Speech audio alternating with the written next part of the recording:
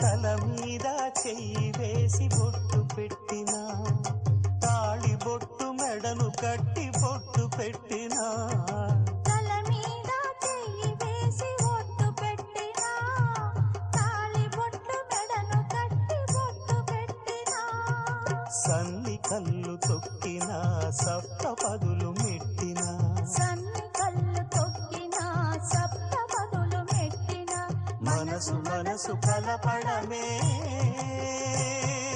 మంత్రం పరమార్థం.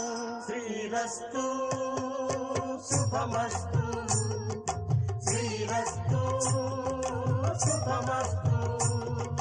శ్రీకారం చుట్టుకుంది పెళ్లి పుస్తకం, ఇక ఆకారం